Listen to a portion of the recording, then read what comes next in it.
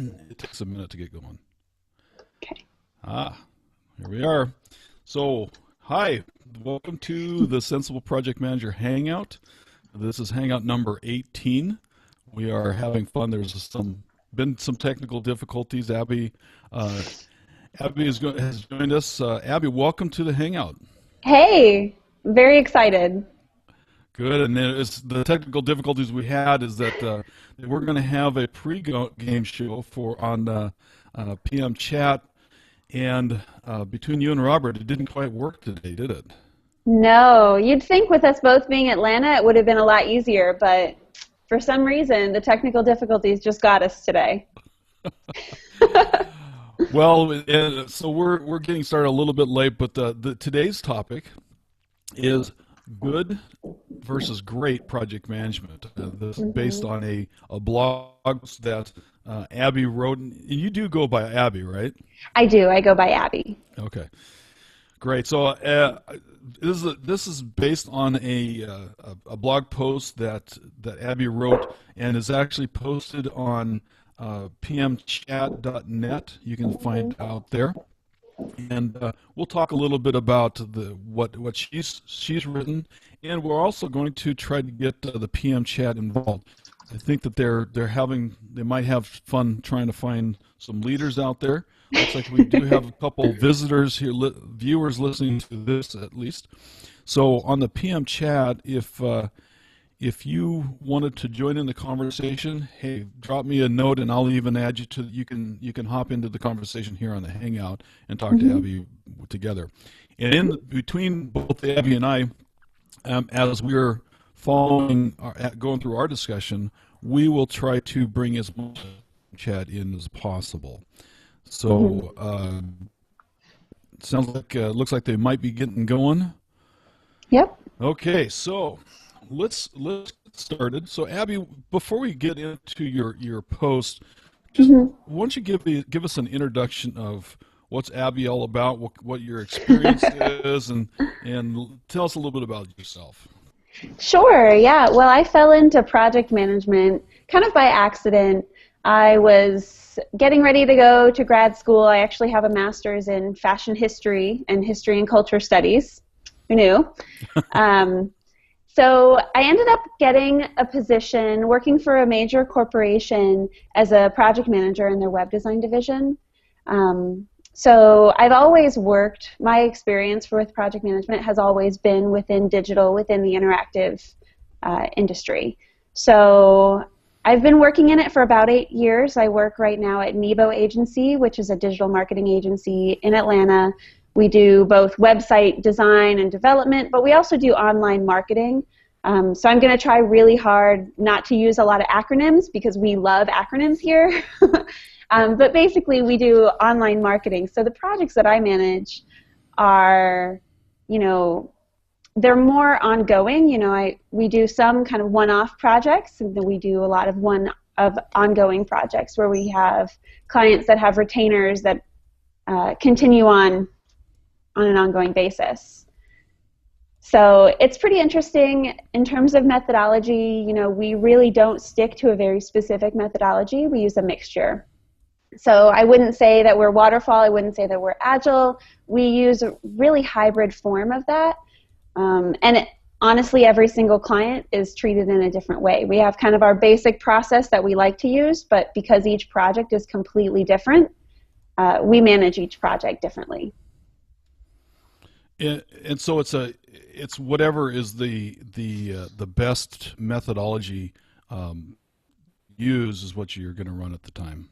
Exactly. We kind of just look at it and say what works and what's going to work for this client, and that's what we want to do.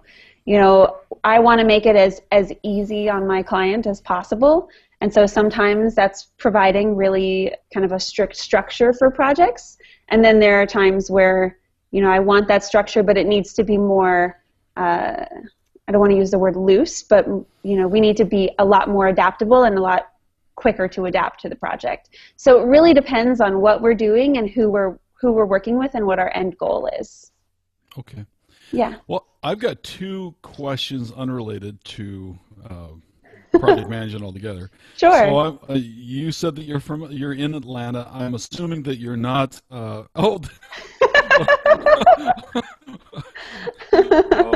show that again. This is my UGA Tervis tumbler. There you go.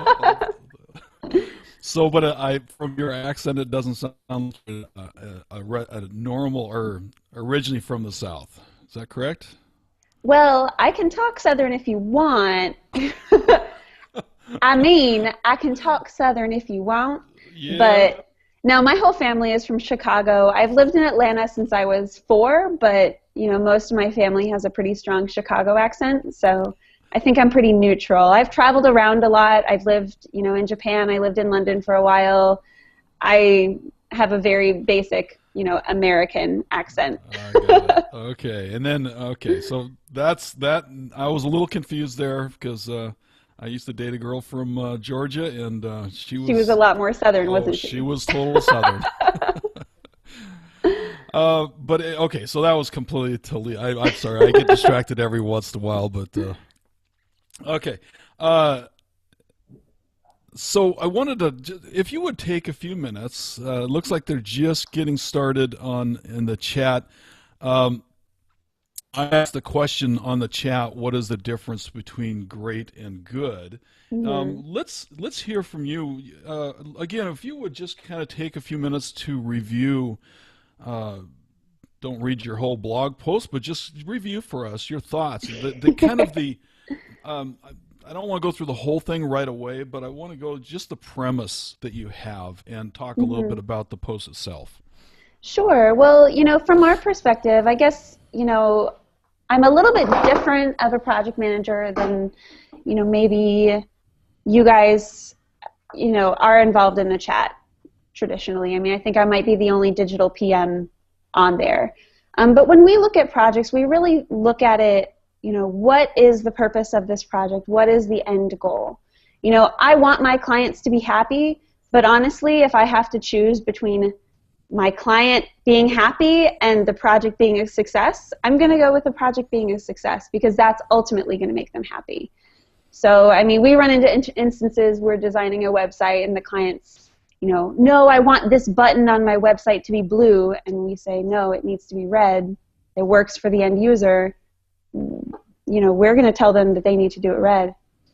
So, yeah, really for us, a good project manager is someone who gets it, they get their job done, but a great project manager is a person who thinks, long term and revisits the project constantly saying, are we on the way there? Are we going to get to our actual goal, or are we just, doing this for the sake of doing it? Yeah, so it seemed like as I was looking at reading your blog post, you had kind of a focus on what makes a great project manager. Tell us a little bit about that focus from your point of view. In terms of my great project manager checklist? Now, before we get to that, it seems like that there was a underpinning feeling that you're all about the customer. And if the customer's happy and you're delivering value to the customer, then you're being a great project manager. Yeah, I mean, ultimately, that's how we think about things. We always want to put the end user first. Nebo specifically, we say that we're a human-centered design agency, and that's from pretty much every angle you can look at it. We're always looking at people first. I want to know, what does the end user care about? What does my client's customer care about? What's going to drive them down the conversion path? I want to help them travel through the sales cycle. I want to, understand where they are at different points in the process and make sure that we're meeting those needs. All right. So as you used an example of building a house in your post. Take us through that. Sure, yeah. I kind of look at it, building a house is getting the project done.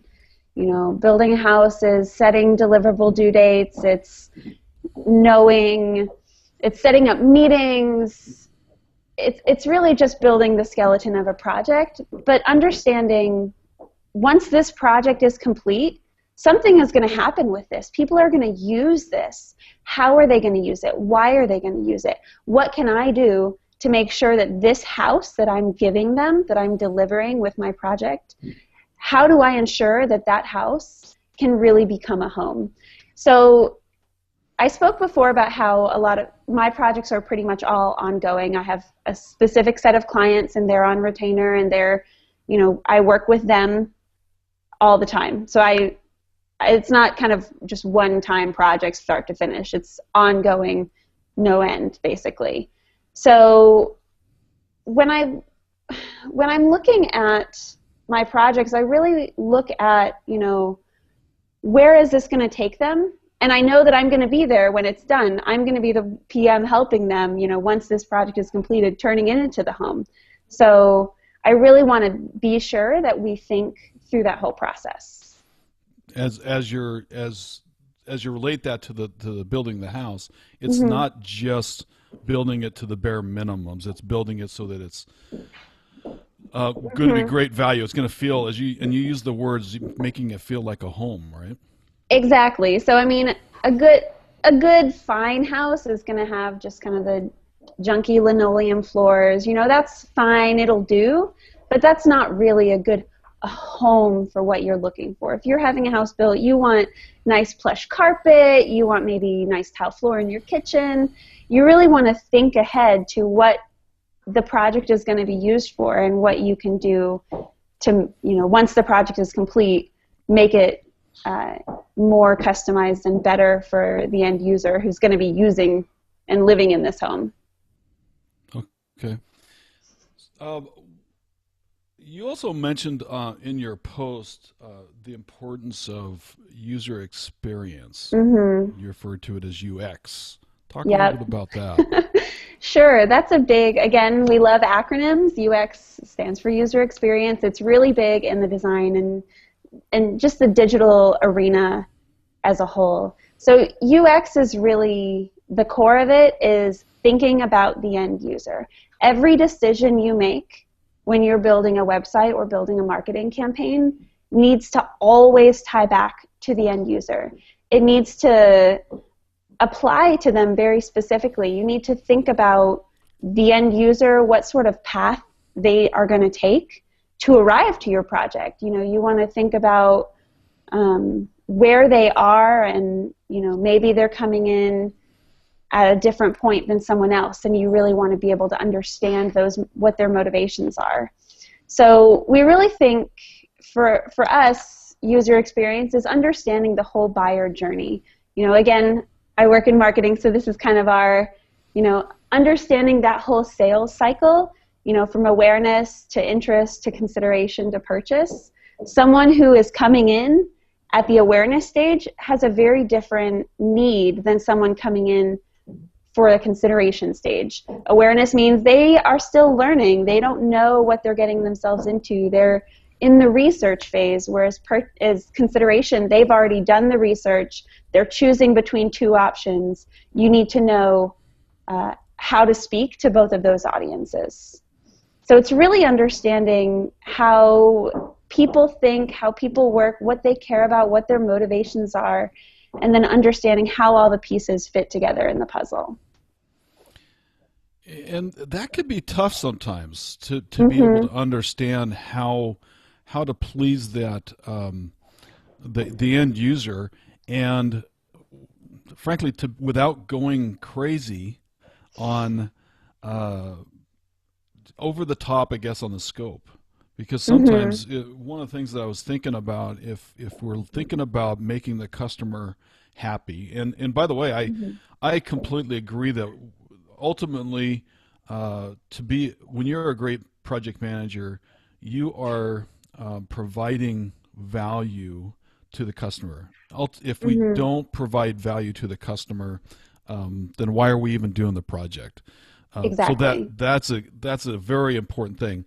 And the customer, and as you mentioned your post, your customer pays the bill. So being able to keep them happy is important. But balancing that with the idea of sometimes the customer can be their worst enemy as well. Yes. Be, Sometimes that happens, and you have to deal with it. You have to really, it's all about education and explaining. You know, my team has the knowledge, and my job is to make sure that that knowledge is expressed to my client, that they really understand what we're recommending and why. It's all about education. If the client understands what we're doing and why we're doing it, then it's a lot easier to keep everything within scope. right, and so that's what I wanted to talk about is trying to keep them happy, the customer happy, and be able to keep within scope. That is a delicate balance. So Yeah. how do we go? How do you do that? How do you, with the idea that being a great project manager is delivering value to the customer, and is providing something that they want, help be thinking through what is the most important and what's the best for the customer. Sometimes a project manager has to have decisions as you go along, Mm-hmm. but in my mind, you have to have a good balance between trying to make the customer happy and not letting them hurt themselves by letting them control the scope so much that you're going to Mm-hmm. derail the project. And Yeah. instead of delivering in 6 months, you're going to deliver in a year because they've doubled the scope, and it just can be a Mm-hmm. real problem for as a project manager. So how Yeah. any suggestions along that? Yeah, I totally agree. That's a huge challenge that PMs of all industries face. Um, One of the most powerful words in the project manager's language is no.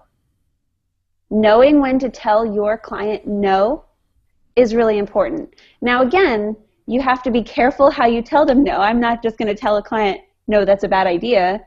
But when you say, that's not going to work and here's why, you always have to bring it back to them and bring it back with a reason that they'll understand. You know, you can't make that change because X, Y, and Z. Okay. And so you really have to help the customer understand through analysis on your part and your Mm-hmm. team's part, and help them. You're that person that's going to help them understand those benefits and disadvantages of making a Mm-hmm. specific scope change, correct? Yeah, definitely. So here my team does talk directly with my clients. We have monthly calls. If I need my team to support me on a call or a meeting, they're always invited. But I talk to my clients more than anybody else. So I understand their motivations, their desires, what they need and what they want. And because I'm the person who knows them so well, I know exactly how to approach each of my clients. Everyone has a different personality, and you really have to customize your approach. So, Their way exactly. of doing business and their personalities. Exactly, to each client. Because I have clients who are small mom and pop businesses with 3 people working there, and then also major corporations. So you really have to be able to customize how you speak to your clients and how you communicate with them every single time for every single client. Okay. And so going back to the concept of that scope, controlling that scope, Mhm. one of the things you're saying is you have to be able to help educate them and stop them, and you have to be willing to say no. Mhm. Um, I completely agree with that. What happens? What happens if the customer says, "Hey, I don't care about these problems you're telling me. I want this." So, does a great project manager allow that to happen? A great project manager tries their damnedest to not let that happen. It's not always possible. I mean, every situation is different, but for me, when a client is asking for something and I know it's a bad idea, I come right back at them with studies and analytics to show them this is not a good decision. Here's why. Here's our recommendation. Here's why we recommended it. So it's again tying everything back to that client education, really making sure that they understand what, the ramifications of what they're asking for.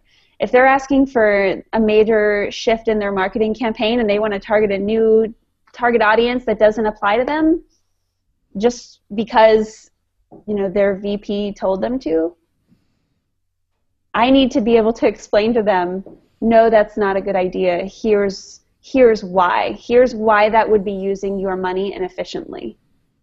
Okay. And ultimately, I think what I hear you saying too is your job as a great project manager is to educate your customer, help them understand the benefits and disadvantages. But ultimately, if the customer, since they're paying the bill, if they want to have that and they're willing to pay for it in both time and probably in money, you move forward with it, correct? Yeah, there are times that you move forward with it. And for those kind of situations when we run into that, because it does happen, I mean, it happens sometimes. And when it does, we make sure to revisit that. We don't just set it and forget it. We know what our recommendation was, and we know that our recommendation is the best, because when we come up with a recommendation, it's not what's best for us, it's what's best for my client and their customer. So if I know that something is going to be more successful for their customer, easier for their customer to use and have access to, even if, say, they want to make this major shift and we end up doing it, we revisit that. You know, we're not just going to set that campaign running and say, yeah, it's not working. Oh, well, we're going to come back and say, that's, you know, it's been up for X amount of time. Here are the results. Here's what we recommend instead. And keep revisiting it and not letting it just die down and just keep going indefinitely when it's not really the right course of action. Great. And then so what I hear you saying from that is you educate them up front, but ultimately if the customer wants something, you move forward, but you keep on providing the good information, the analytics information that they need to help potentially change their decision in the future. And ultimately, all of what we're talking about is, as a great project manager, you're still looking out for the best for the customer. Whether they think it's the best or not at times, you're still looking out for their success. Because, you know, if our customers are successful, then we are successful as project managers, because we get more business, we get we get to keep our jobs, right? So that's important. Yeah, and honestly, the instances that we've had that, you know, we've moved forward with something even though it's not what we recommended, we explained why we didn't recommend it, but when we come back and revisit it with the data, people will listen. People, when you send over studies and, you know, projections, sometimes they'll push it to the side, you know, that's not going to happen to us. But when you send over this is your analytics data. This is what your users are experiencing. Here are the numbers to back up this whole ordeal. People listen to those because it's not just a study of someone else's numbers, it's their own. They're seeing their bottom line affected. So, okay. Again, re-education. Education up front, continuous education. Don't let things just fall to the wayside. Always revisit. Great. Let's expand the concept. Are there other things that a project manager does to be considered great? Besides, we've talked a lot about the customer, delivering value to the customer. Are there other things that makes a good project manager great in your mind? For me, the end user is key. Communication. I mean, for a good project manager, being able to manage to-dos, deliverables, calendars, I mean, that's the easy stuff. That's the easy stuff that any project manager can do and should be able to do. But it's dealing with the people aspect of it, being able to deal with your team, your client, their team, their vice presidents, their CEOs, their customers. You, as a project manager, you have to really be able to interact with every single person who's going to touch a project. So it's not just me working with my internal team and the people doing the project, it's actually working with the client, their customers, their team. Okay. Yeah. I agree. Communication for a project manager is important to be able to. Those that do not communicate well, I think that you have a tough time being a great project manager if you cannot communicate well. I definitely agree. It's hard to even be a good project manager if you can't communicate well. I see. But It even drops you down to the bad project I manager. know. Well, it does. I mean, there's some people who are project managers who just shouldn't be. Project management is hard. It should be hard. It's not easy. I mean, anytime you're dealing with people trying to get things done, it's tough. Yeah, I had a manager once that he said, well, you know, if we get anybody to do project management, we can go get monkeys to do this. You- Yeah, I mean, that's something that kind of I touched on in my post. A lot of project managers, I think, are really undervalued. I mean, a good project manager is worth their weight in gold because they're the person who have that direct relationship, not only with the team, but with the client and the project. We're that person who is the key to everything around us. If we falter, if we fall, the whole project is going to feel that pain. You know, our job may seem easy. I mean, setting meetings is easy. Managing deliverables is easy. Managing the people doing the deliverables is the hard part. let's talking about the undervalue. Do you think that that undervaluing a project manager is both on the project manager side as well as in outside of the project manager? For instance, the management themselves, the customer. Do you think that that undervaluing is straight across the board at times? Yeah, I think so. I actually had one of my clients who, when I started at Nebo, they hadn't worked with a project manager before. And my first time meeting them, we're in person in their office, and they go, "It's great to meet you, Abby, but I really don't see what kind of value you can bring to the team." Oh my goodness. Yeah, they said it to my face. And I was like, I take that as a challenge, and you'll see. So now they have their whole team call me, "Abby, I hear that you're the person to go to that can help us solve problems. I need your help with this." But the very first day, I was I was really taken aback, but it's true. I think that it's across the board, and we have to fight that. Interesting. And so in what you just said, one of the things that you said, um, uh, and I actually had this on my list of things that I think what it takes to be a great project manager, and that is great project manager has to be one that can solve problems. Mm-hmm. Is that one of the things that kind of changed that opinion of that individual towards you because you could solve problems? Mm-hmm. Yeah, I mean, they had never worked with a project manager before. And so they didn't know that it would be easier to work with me to solve a problem than trying to find someone to help them. Because they didn't have the central person to go to. They didn't know who they could trust.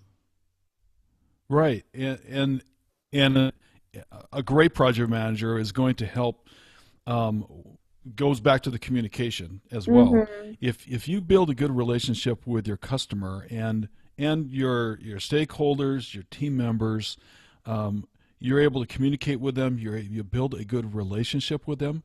They begin to trust you, and that trust is, I think, another important factor in project management and being a great project manager. Mm-hmm. If you can't get that trust, if your team doesn't believe that you can do something, that you can't deliver, that you can't lead the team, that if that trust isn't there, I think you have a tough time being a project manager. So all of those kinds of components really go into that. Mm-hmm. Let's turn a little bit to some of the discussion that's happening in PM chat right now. Sure. I've seen a couple of things. The one of the things that where was it? Uh, MS Morgan KT said, "Great project managers balance focus on people with focus on progress." And Mm-hmm. that one, I think that was a good comment because we are having to balance as project managers the people side of things, being able to Mm-hmm. make sure, as we talked about, making sure that we're building that trust, getting that relationship with each of the individuals, and also towing the line, making sure that we're following processes that are established so that we are efficient in delivering project management. Mm-hmm. Thoughts about that? Yeah, no, I think that's spot on. I mean, it's really our role is it's a dual role. It's making the project happen, taking it from an idea to completion, but also managing the people side of it. Okay. Let's see. What else are they talking about here? Do you see anything that they're talking about on the chat? So we talk about, how do PMs increase their value in the organization, and I think that there's some really interesting comments in there. Some of them are more specific to, you know, affecting the bottom line of the project, finishing it faster, but also the synergy between teams. I love this. Simon's Mind tweeted, "Synergy between teams, the PM is the ultimate connector and can uncover the synergy across teams." And I think that that's huge. I hate buzzwords like synergy, but I think that it's very true, and that's spot on. Yes, I agree. You got to be able to getting. This ties into something else I was thinking about. A great project manager has to be able to get the teams to work together, right? Mm-hmm. In creating that, as you say, as he said, synergy. Um, Being able to get teams to work, um, getting the most out of your team. Quite often, I think that if a project manager can't get their team to work together, to understand the vision and understand the value that is being delivered to the customer, Mm-hmm. uh, a great project manager is going to help that team work together, solve problems and conflicts within the Mm-hmm. team so that they are working as one to deliver in the most efficient way that value to the customer. And I think Mm-hmm. that ability to get teamwork of a team that team working together to deliver that value is an important skill for a great project manager. Mm-hmm. Um, Yeah, the team needs buy-in.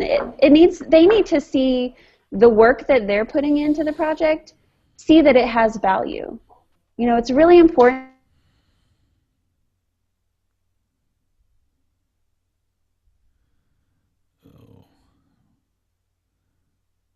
okay, for you, are you still there? You cut out on Okay, my end. here I am. Sorry, lost internet connection. But I was saying that it's really important that the team have buy-in on a project. They need to understand that what they're doing is important and that it affects the whole project, it affects the client, it affects the user, it affects the whole team. So that's one way that, the communication, again, is a major focus. The team needs to see their value. How does leadership tie into being a great project manager? Leadership is kind of the cornerstone of it to me. I feel like as a project manager, you have to be able to guide your team and inspire them to want to do good work. They should want to do good work for you and for the client and for themselves. It's threefold. But the project manager is the person who really helps guide the team towards the end goal. you know, again, going back to the end user, what do we want to do? What do we want to do with this project? What is the real purpose of this project? Why are we involved in this? How do I get my team there? And pushing them and inspiring them and making them excited about it. Can you be a great project manager without being a good or a great leader? No. I agree. I think that being, and we've had several discussions in across the industry. You talk about the difference between a manager and a leader. I really do believe being a leader is somebody that is going to has the ability to paint a vision, Mm-hmm. has the ability to do some of the things we've talked about, but it kind of is compassed in that word leadership, and Mm-hmm. they're the one that can help rally the troops. They have the enthusiasm Mm-hmm. to get people behind them. One of the pieces of being a good leader, I think, is staying cool under pressure. Um, Yep. we as project managers, have you ever met a project manager that just couldn't handle the pressure that comes up? And what kind of a person, what kind of a project manager was that person? Well, actually, I can use myself as a pretty good example of this. So I'm a July baby. I'm a Cancer, so I'm pretty emotional. I get really emotionally invested in my projects. I love my clients. I love the work that we do for them. And there are times where the pressure is just so great that I want to cry. Like, it's just so much pressure. I just want to burst into tears and run out of the room crying. But a good project manager, a great project manager, doesn't let that show. Part of what we do, and this, as I train new project managers here at Nebo, one of the things that you have to be able to do is you have to get through it. It's kind of like being an actor or an actress. You have to just keep your cool and keep going. You can't let emotion or stress take a hold of you. You can't let it affect your relationship with the team. It's really easy to lash out at the team. Someone does something that annoys you and you want to just yell at them about it, but you can't, because they're your team, they're your family. Without them, this whole project will fail. Without any single person working on this project, it won't work. Yeah, I find that if the project manager loses their cool, um, the whole team starts to react to Mm-hmm. that if I go into a meeting and I'm just flying off the handle because things are not going right, it doesn't do anything for us except for it just raises the emotions of the team, Yeah. and it gets people distracted. I think that that's actually one of the things that I do well is probably because I have I don't know if I've shared this with anybody, but I have 8 kids. Whoa. And I think that the experience of having that many kids in the house, I can handle a lot of things that come my way, and it's doing a project is nothing like having the 8 kids. Yeah, I So bet. in general, I can stay pretty cool under pressure. Um, Sometimes if I feel myself getting to the edge of that, I have to usually remove myself from Mm-hmm. the situation, go take a walk. Yeah. I am if I feel like I'm about ready to send out a flaming email because of something that's happened, I always back away from the keyboard and think twice. And You know sometimes what I I have do to. with those What's those that? flaming emails? I email them to myself. Ah, I email them to myself so that I still sent them. And then once I receive it, then I'm like, God, I sound like a jerk. I need to really rethink this.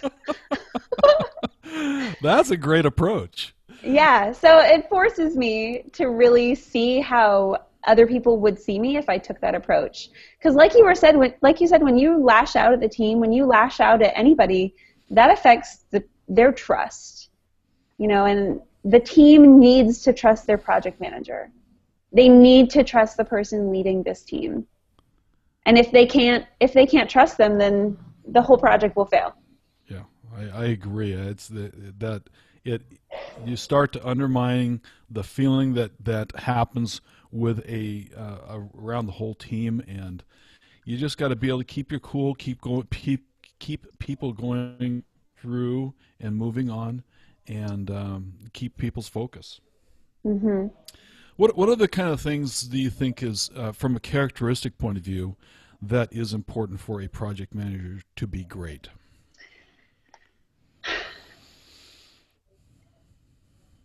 I think in terms of personality, there's a lot of different personality traits that make it easier to be a project manager. I think being really enthusiastic helps.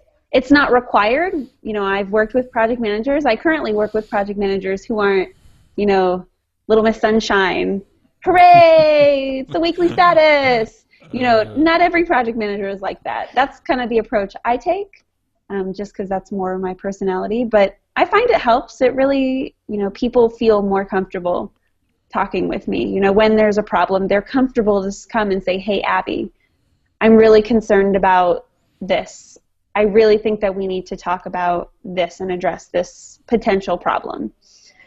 So I think that that's important. I think having, like you mentioned in your notes to me before we got on this, you know, empathy. Having empathy for your team and for your client is key. Understanding where they are and what they're going through. You know, one of the things that is one of my actual favorite parts of the job is forming the relationships. I love calling my clients. You know, we'll have like a weekly touch base. I'll call them. In the first 10 minutes, I really just want to talk about, you know, did you take your kid trick-or-treating last night? What did they dress up for Halloween? You know, did you give out candy? You know, what are you doing this weekend? Are you going on vacation for the holidays? I want to know those things, and I remember them. I actually take notes during those, and I keep kind of a client dossier, so I know, like, if my client has an 8-year-old son, you know, just the more that you can understand your client and your team, the more you can understand their motivations and what makes them tick. Yeah, I agree. That the whole idea of getting to know your team, your customers, you don't have to be buddy buddies with them, but you have to No. be able to understand, and that word empathy is really important, because if you can put yourself in both your customer's place, in your team member's place, you Mm-hmm. can help guide or be able to be somebody. And I liked what you said. When you can be the type of a project manager where people can come to you, and Yeah. they're not afraid to share their concerns about the Mm-hmm. project, the great things that are happening on the project, and the things that you need to work through. Then I think as a great project manager, you're able to better manage and control the project, is because you understand both customers, have those relationships that you've built, and it seems to be helping in you becoming a great project manager. I think that truly is important. Mm-hmm. Yeah, I definitely agree with that. So, Let's yeah, see. I mean, we find that, you know, if you have big meetings, people are less likely, if the whole team is meeting about the project, to have kind of a status meeting. People are less likely to come up and say, hey, actually, I have a problem with this, or I don't understand why we're doing this, or I'm concerned that, you know, X might lead to Y. People don't want to say that in a big group. So having that relationship and having that trust, you know, allows them to come and approach me and say, and have that conversation, so that then my job is to address that with the whole team. Agreed. Mm-hmm. Agreed. Any other thoughts that having to do with the types of personalities or skills that a project manager needs to be great? Hmm.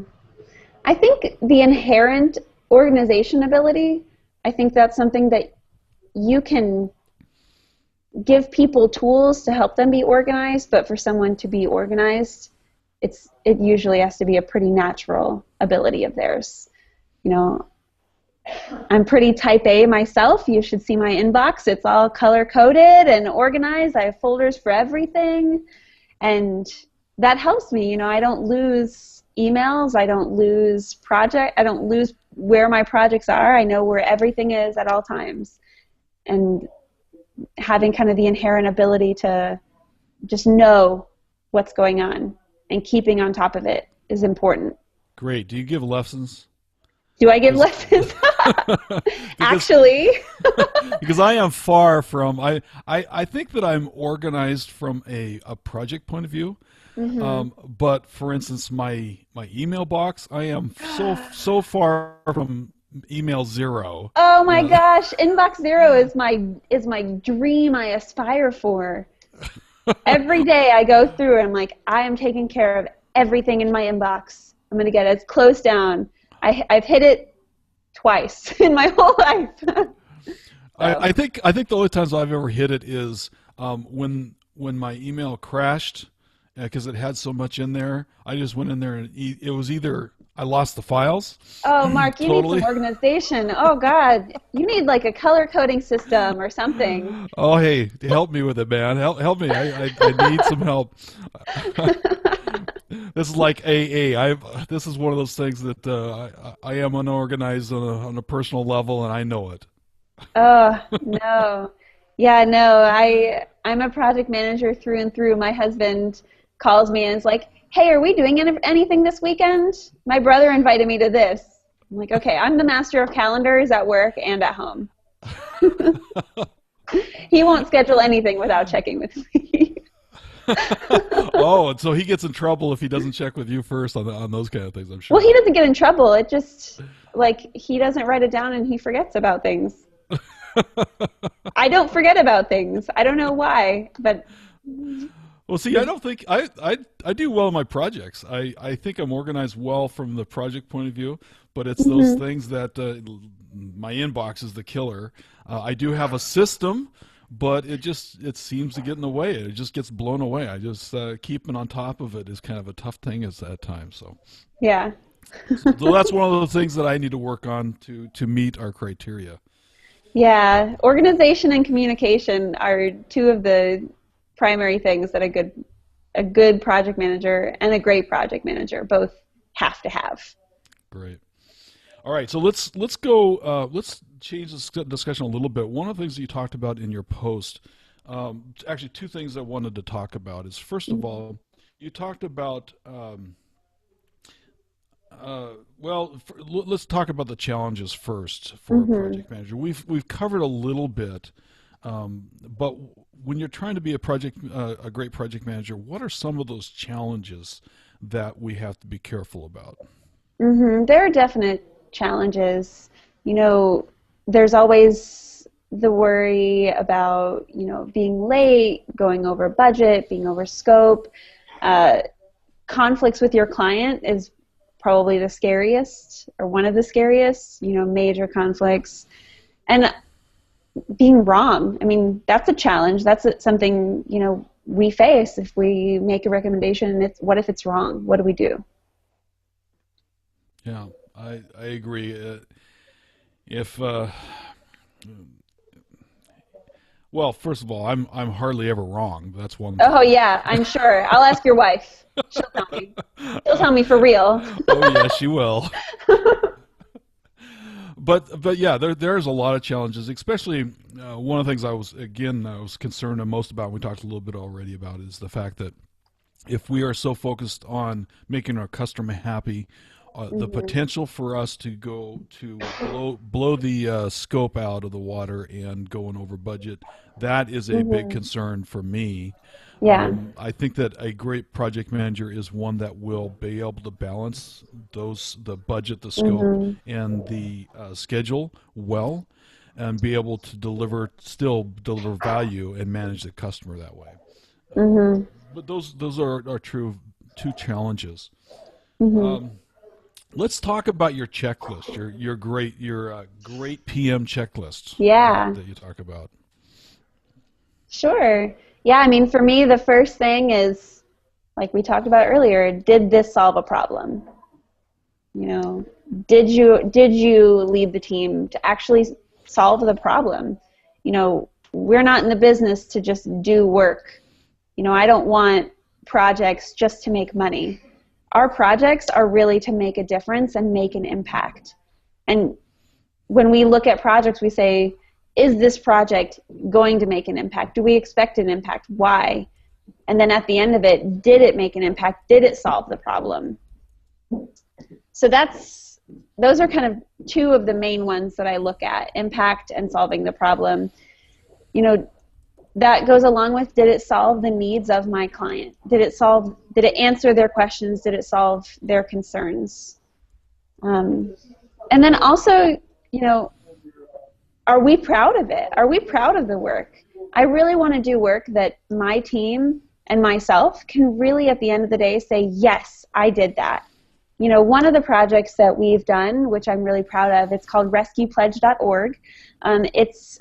My client does luxury dog beds, and we were looking for, you know, they're really big into animal rescue, and we were looking for a way to help get the message about animal rescue out there.